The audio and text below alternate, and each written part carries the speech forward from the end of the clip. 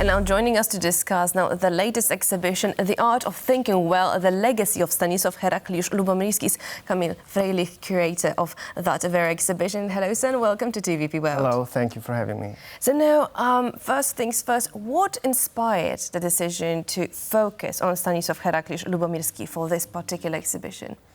Well, our residence is mainly connected with the last king of Poland, Stanisław August, but that's not true. The history of Łazienki is much longer, and Stanisław Herakliusz Lubomirski is the person who in fact founded Łazienki. This year marks the 350th anniversary of the day he acquired the Ujazdów castle. It was the 16th of February 1674, and the Ujazdów estate, the part of the Ujazdów estate was the area we currently know as Łazienki. And Stanisław Herakliusz Lubomirski also commissioned the building of a Bath House Pavilion that was later transferred into our most important and most well-known building, namely the Palace on the Isle. So now, can you tell us, what is it that viewers can see at this exhibition?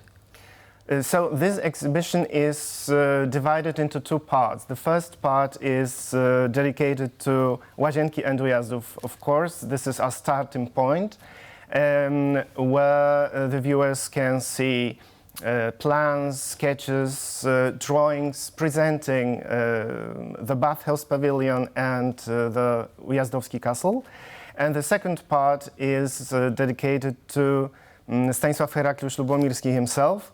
He was, well, currently he's maybe a bit forgotten, but in his times he was one of the most prominent figures of the public life of the Polish-Lithuanian Commonwealth. He was a politician, he was the Grand Marshal of the Crown, which means that he was the most important minister, but he also was a poet, a writer.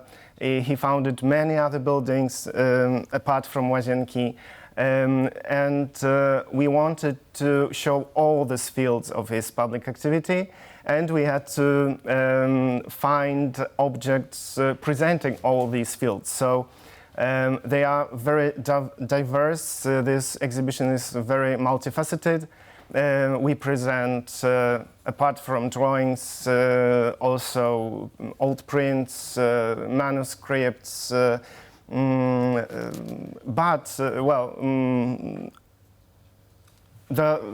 very unique object we present is a dress of his first wife, Zofia Opalińska, and this object has quite a spooky history behind it because it comes from a crypt. Zofia was buried in the church in Końskowola near Puławy.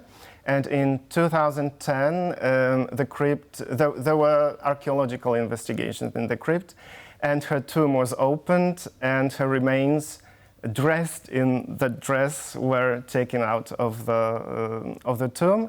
This dress was underwent conservation, fumigation, and is on a daily basis is presented in the church. And for the exhibition, we borrowed it from the church. I find that very interesting, but at the same time, I think that's something that our viewers and I wasn't expecting. But I just wanted to ask, so how hard was it to put together, because when you describe the Marshal, he does sound, right, like a man of the Renaissance, a politician, a poet. We have the dress of his wife taken from the crypt. How difficult was it to put together this exhibition and get all these artifacts together? Well, we've been working on the exhibition for 2 years. Me, along with the co-curator, Dr. Piotr Skowroński, spent many hours working on that. Of course, we had support from other members of our staff and also from people from outside. Really, everybody was extremely helpful, and we were extremely lucky. We succeeded in obtaining virtually everything we wanted, but it wasn't easy, and it was quite a long process. We borrowed objects from 15 Polish institutions and from 5 institutions from abroad, from 5 different countries, namely Sweden, Germany, Slovakia, Hungary, and France. So, well, it was quite a big operation. It's honestly, it just sounds like quite a challenge, and you managed to also bring this multifaceted, difficult objects to also grasp now Lubomirski's essence. I believe that is crucial here. But I'm curious, are there any lesser known, perhaps, aspects of Lubomirski's life that surprised you during your research about him? Well, there were a few things I got to know working with Lubomirski, I can say.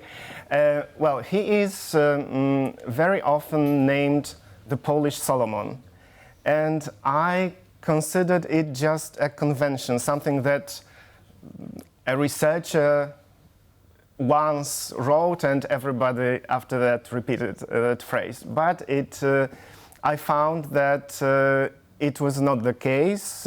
He was known as the Polish Solomon just after his death, and it was repeated since then. And also it was important that he himself really appreciated Solomon, the symbol of wisdom, because, well, he was a man of wide horizons. He was an intellectual. He was quite well educated for his times. He was a philosopher. So, well, combining it all together, we can say that he really was the Polish Solomon. Mm-hmm.